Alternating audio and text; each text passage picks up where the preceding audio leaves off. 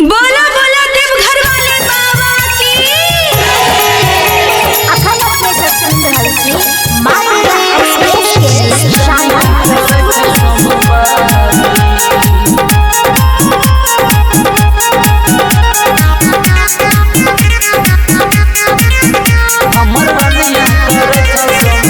बाबा खोल दो ओ बाबा खोल दो बाबा खोल दो अपन के बारी हमर रनिया करे सोमवारी बाबा खोल दो अपन के बारी हमर रनिया करे सोमवारी ओ बाबा कखने से लाइन में खड़ा चलता हो तोरा दरबारी बाबा खोल दो ओ बाबा खोल दो बाबा खोल दो अपन के बारी हमर रनिया करे सोमवारी बाबा खोल दो अपन के बारी दिल्ली जनिया करे सोमवारी दिल्ली जनिया करे सोमवारी बाबा खोल दो अपन के बारी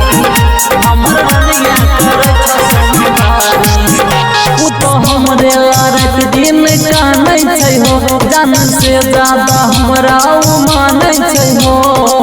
सुन ले बाबा हो कर पुकार काटा अंगुरिया हो तोरा दुआर तो हमरे रात दिन कानै छै हो जान से ज्यादा हमरा उ मानै छै हो सुन ले बाबा हो कर पुकार काटा अंगुरिया हो तोरा दुआर हो बाबा तोरा नगरिया में आके बनल कहो अपन भिखारी बाबा खोल दो हो बाबा खोल दो बाबा खोल दो अपन के बारी हमर रनिया करे सोमवारी बाबा खोल दो अपन के बारी दिल जनिया करे सोमवारी दिल जनिया करे सोमवारी बाबा खोल दो अपन के बारी हमर रनिया करे सोमवारी उ तो हमरे लागू दिन सहै छै हो खैला बिना नै एको दिन रहै छै हो सुन ले बाबा हो बात हमर खास ओकरा से होइ छै नै भुखवार हो तो हमरे लागू दिन सहै छै हो खैला बिना नै एको दिन रहै छै हो सुन ले बाबा हो बात हमर खास ओकरा से होइ छै नै भुखवार सतीश राजा करै छै गोहारी